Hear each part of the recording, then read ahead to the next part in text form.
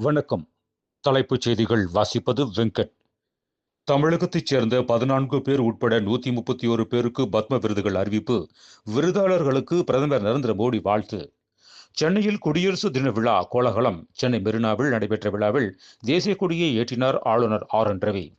யார் டப்பா என்ஜின், யார் ஒரிஜினல் என்ஜின் என்பது தேர்தல் முடிவுக்கு பிறகு தெரியும். திமுகவுக்கு தமிழக பாஜக தலைவர் நயினார் நாகேந்திரன் காட்டமான பதில்.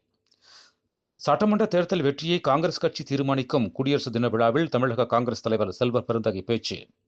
SA-20 லீக் கிரிக்கெட்டில் சாம்பியன் பட்டம் வென்றது சன்ரைஸ் ஈஸ்டர்ன் கேப் அணி. நெல்லை டவுன் நெல்லையப்பர் கோவிலில் நெல்லுக்கு வேலியிட்ட வைபவம் கோலாகலமாக நடைபெற்றது. திரளான பக்தர்கள் பங்கேற்பு.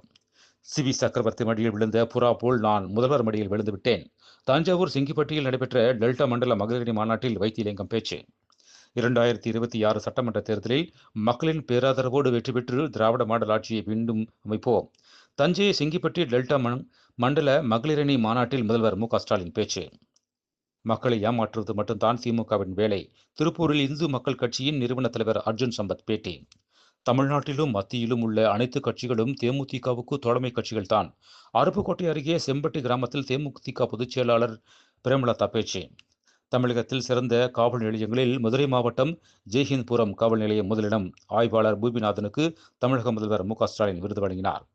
ஜெயலலிதாவின் உண்மையான தொண்டராக OPS எங்கள் கூட்டணிக்கு வருவார். தேனியில் டிடிவி தினகரன் பேட்டி. மேலும் விரிவான செய்திகளுக்கு அரசியல் ராஜ்யம் மின் இதழை படியுங்கள். நன்றி, வணக்கம்.